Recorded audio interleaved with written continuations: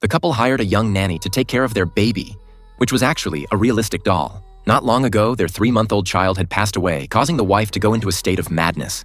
The family, desperate, found a fake baby doll to help stabilize her. To their surprise, the wife quickly returned to her normal state, treating the fake doll as if it were her real child. She even carefully selected this particular girl from a pile of nanny applicants. The husband was struggling with how to explain the situation to the nanny, but she seemed to embrace the role so well, even more so than the wife, fully believing that it was a real baby.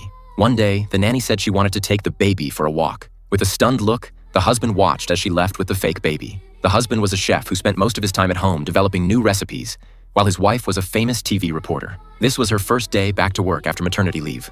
Upon returning home, she rushed to the nursery, telling stories and singing lullabies to the fake baby.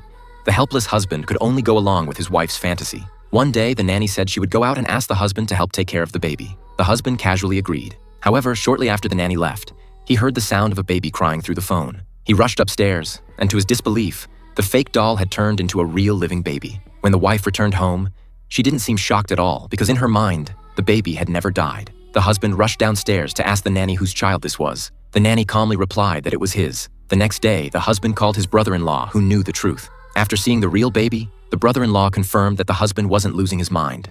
They speculated that the baby was likely stolen by the nanny and needed to be hidden for some reason. To investigate the nanny's background, the husband secretly installed a camera in her bedroom but found that her life seemed perfectly normal. Not satisfied, the husband sneaked into the nanny's bedroom late one night, took a photo of her, and sent it to a private detective to investigate her home. The results shocked them further. The nanny's home had been destroyed in a fire, and she herself had died years ago. So, who was in their house now? What was her purpose? The husband didn't know, but while they were investigating, the nanny was also searching for the truth behind the death of the baby 3 months ago.